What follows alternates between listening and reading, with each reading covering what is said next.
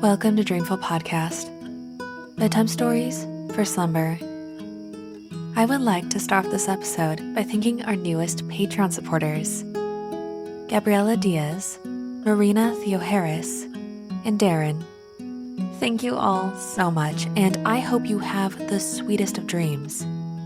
If you find value in Dreamful and would also like to contribute to the show, please visit dreamfulstories.com, where you can find info about the show, and on the support page, there's a link to leave a one-time donation with PayPal, get bonus episodes synced to Spotify with Supercast, subscribe on Apple Podcasts, or become a Patreon subscriber for bonus episodes and other perks like voting on future episodes and automatically being entered for giveaways like the one I'm doing this month.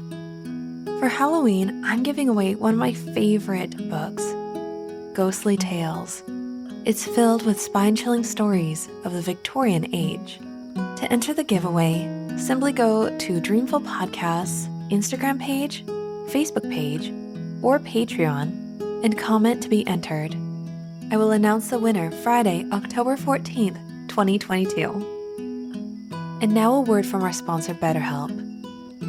Lately, when my youngest daughter faces a problem, she immediately gets mad and shuts down, making the problem insurmountable.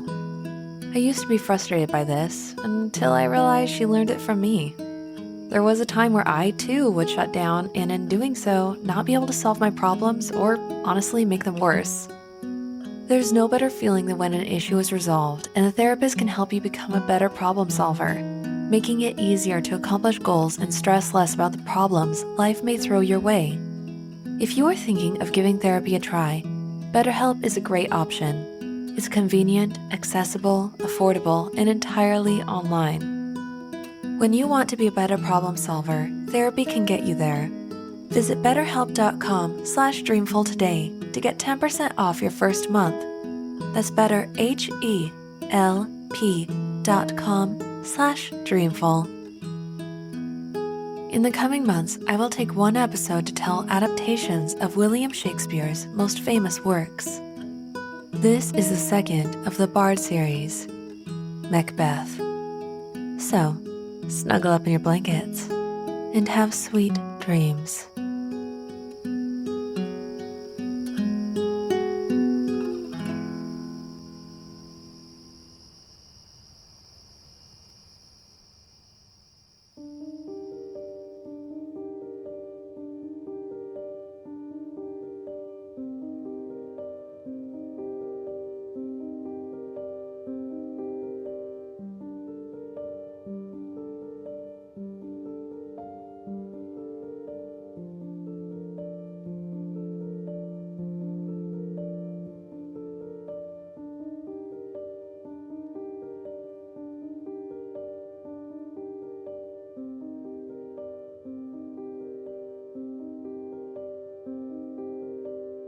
When a person is asked to tell the story of Macbeth, he can tell two stories. One is of a man called Macbeth, who came to the throne of Scotland by a crime in the year of our Lord 1039, and reigned justly and well on the whole for 15 years or more. This story is part of a Scottish history. The other story issues from a place called imagination. It is gloomy and wonderful, and you shall hear it. A year or two before Edward the Confessor began to rule England, a battle was won in Scotland against a Norwegian king by two generals named Macbeth and Banquo. After the battle, the generals walked together towards Forres in Elginshire, where Duncan, King of Scotland, was awaiting them. While they were crossing a lonely heath, they saw three women, sisters, hand in hand, withered in appearance and wild in their attire. "Speak, "Who are you?" demanded Macbeth. "Hail, Macbeth, chieftain of Glamis," said the first woman. "Hail, Macbeth, chieftain of Cawdor," said the second woman. "Hail, Macbeth, king that is to be," said the third woman. Then Banquo asked, "What of me?" And the third woman replied, "Thou shalt be the father of kings."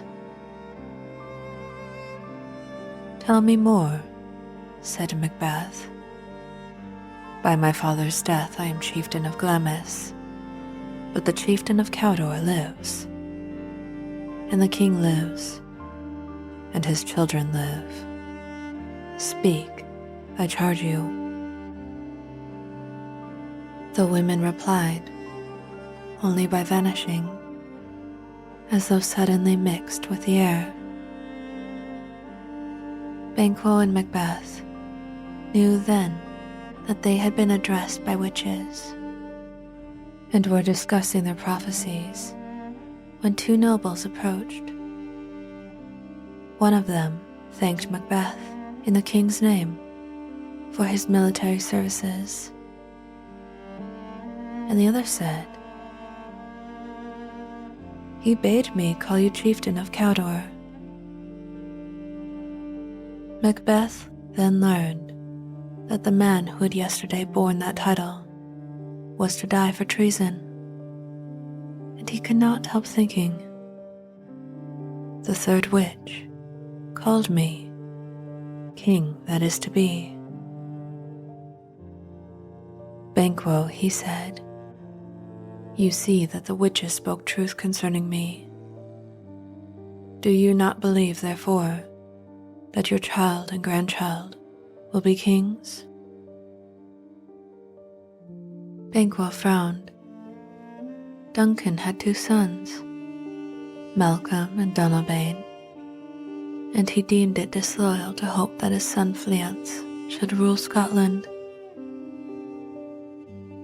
He told Macbeth that the witches might have intended to tempt them both into villainy by their prophecies concerning the throne.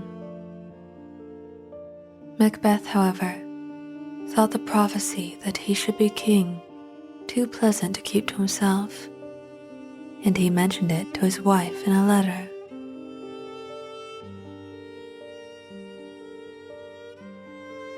Lady Macbeth was the granddaughter of a king of Scotland, who had died in defending his crown against the king who preceded Duncan, and by whose order only her brother was slain.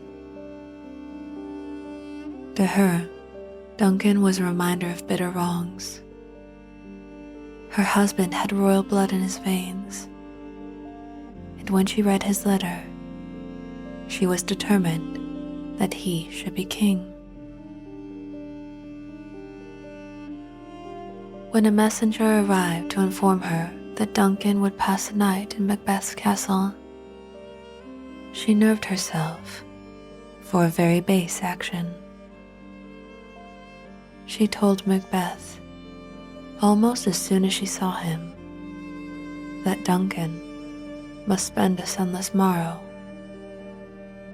She meant that Duncan must die, and that the dead are blind. "We will speak further," said Macbeth uneasily. And at night, with his memory full of Duncan's kind words, he would fain have spared his guest. "Would you live a coward?" demanded Lady Macbeth, who seemed to have thought that morality and cowardice were the same.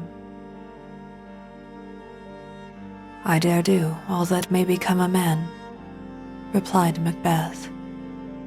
"Who dare do more is none." "Why did you write that letter to me?" she inquired fiercely, and with bitter words she egged him on to murder. and with cunning words, she showed him how to do it.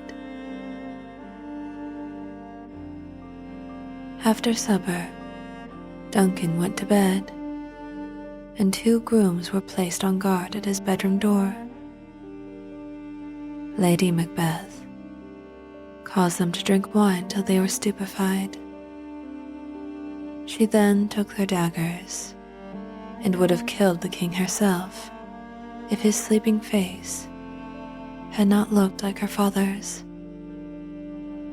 Macbeth came later and found the daggers lying by the grooms.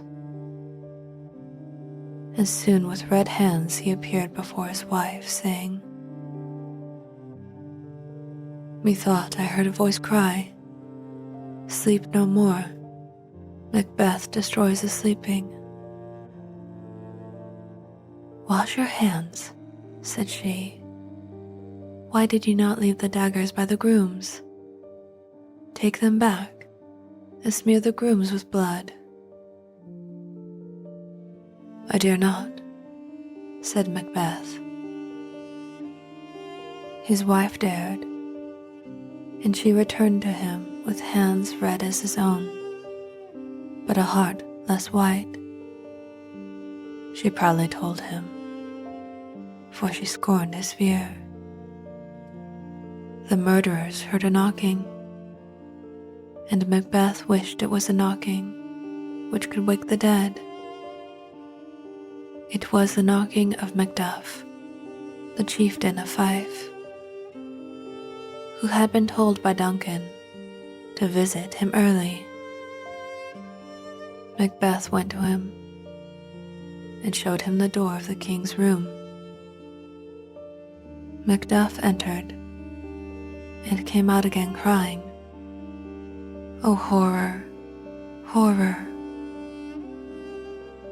Macbeth appeared as horror-stricken as Macduff, and pretending that he could not bear to see life in Duncan's murderers, he slew the 2 grooms with their own daggers before they could claim their innocence. These murderers did not shriek out, and Macbeth was crowned a scone. One of Duncan's sons went to Ireland, the other to England. Macbeth was king, but he was discontented. The prophecy concerning Banquo oppressed his mind. If Fleance were to rule, the son of Macbeth would not rule. Macbeth determined, therefore, to murder both Banquo and his son. He hired 2 ruffians, who slew Banquo one night when he was on his way with Fleance to a banquet, which Macbeth was giving to his nobles. But Fleance escaped. Meanwhile, Macbeth and his queen received their guests very graciously, and he expressed a wish for them, which has been uttered thousands of times since his day. Now good digestion wait on appetite, and health on both. "We pray your majesty to sit with us," said Lennox, a Scotch noble. But ere Macbeth could reply, the ghost of Banquo entered the banqueting hall and sat in Macbeth's place. Not noticing the ghost, Macbeth observed that, if Banquo were present, he could say that he had collected under his roof the choicest chivalry of Scotland. Macduff, however, had curtly declined his invitation. The king was again pressed to take a seat, and Lennox, to whom Banquo's ghost was invisible, showed him the chair where it sat. But Macbeth, with his eyes of genius, saw the ghost. He saw it like a form of mist and blood, and he demanded passionately, "Which of you have done this?" Still, none saw the ghost but he. And to the ghost Macbeth said, "Thou canst not say I did it." The ghost glided out, and Macbeth was impudent enough to raise a glass of wine. To the general joy of the whole table, and to our dear friend Banquo, whom we miss, the toast was drunk as the ghost of Banquo entered for the second time. "Begone," cried Macbeth. "You are senseless, mindless. Hide in the earth, thou horrible shadow." Again, none saw the ghost but he. "What is it your majesty sees?" asked one of the nobles. The queen dared not permit an answer to be given to this question. She hurriedly begged her guest to quit a sick man who was likely to grow worse if he was obliged to talk. Macbeth, however, was well enough next day to converse with the witches, whose prophecies had so depraved him. He found them in a cavern on a thunderous day. They were revolving round a cauldron, in which were boiling particles of many strange and horrible creatures, and they knew he was coming before he arrived. "Answer me what I ask you," said the king. "Would you rather hear it from us or from our masters?" asked the first witch. "Call them," replied Macbeth. Thereupon the witches poured blood into the cauldron and grease into the flame that licked it, and a helmeted head appeared with a visor on, so that Macbeth could only see its eyes. He was speaking to the head when the first witch said gravely, "He knows thy thought." And a voice in the head said, "Macbeth, beware Macduff, the chieftain of Fife." The head then descended into the cauldron till it disappeared. "One word more," pleaded Macbeth.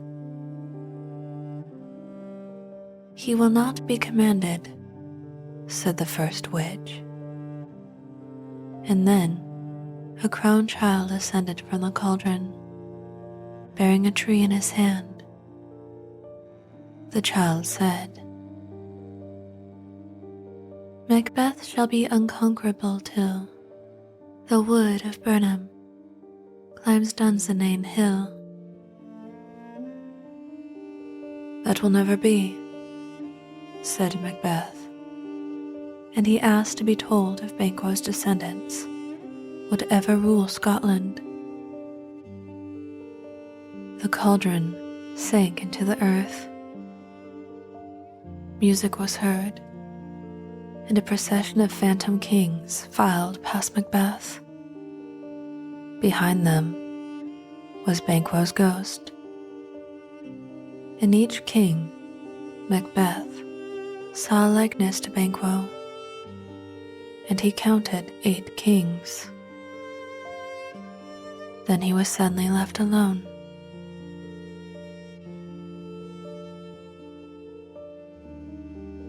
His next proceedings was to send murderers to Macduff's castle. They did not find Macduff, and asked Lady Macduff where he was. She gave a stinging answer, and her questioner called Macduff a traitor. "Thou liest," shouted Macduff's littlest son, who was immediately stabbed, and with his last breath entreated his mother to fly. The murderers did not leave the castle, while one of its inmates remained alive. Macduff was in England listening with Malcolm to a doctor's tale of cures wrought by Edward the Confessor, when his friend Ross came to tell him that his wife and children were no more. At first, Ross dared not speak the truth, and turned Macduff's bright sympathy with sufferers relieved by royal virtue into sorrow and hatred. But when Malcolm said that England was sending an army into Scotland against Macbeth, Ross blurted out his news, and Macduff cried. "All dead, did you say? All my pretty ones and their mother? Did you say all?" His sorry hope was in revenge. But if he could have looked into Macbeth's castle on Dunsinane Hill, he would have seen at work a force more solemn than revenge. Retribution was working, for Lady Macbeth was mad. She walked in her sleep amid ghastly dreams. She was wont to wash her hands for a quarter of an hour at a time, but after all her washing, would still see a red spot of blood upon her skin. It was pitiful to hear her cry that all the perfumes of Arabia could not sweeten her little hand. "Canst thou not minister to a mind diseased?" inquired Macbeth of the doctor. But the doctor replied that his patient must minister to her own mind. This reply gave Macbeth a scorn of medicine. "Throw physics to the dogs," he said. "I'll have none of it."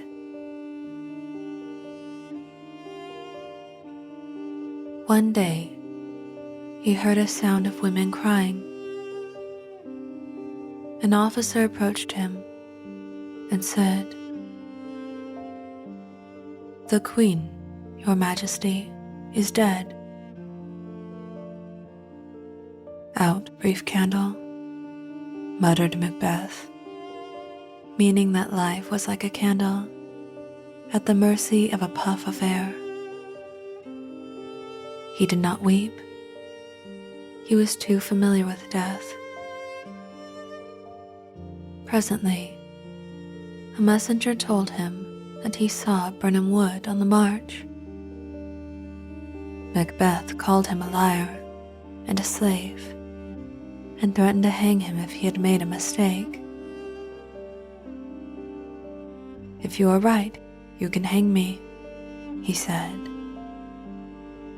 From the turret windows of Dunsinane Castle, Birnam Wood did indeed appear to be marching.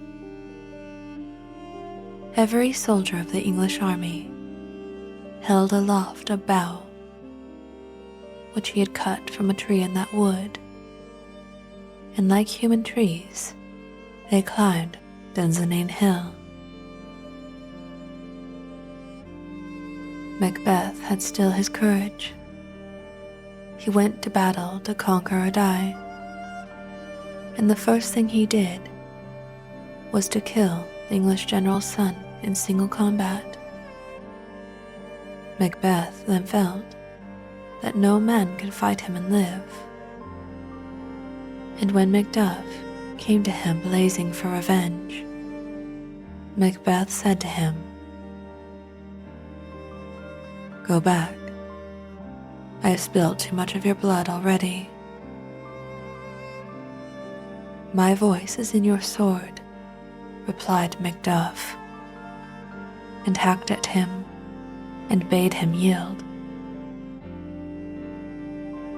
"I will not yield," said Macbeth.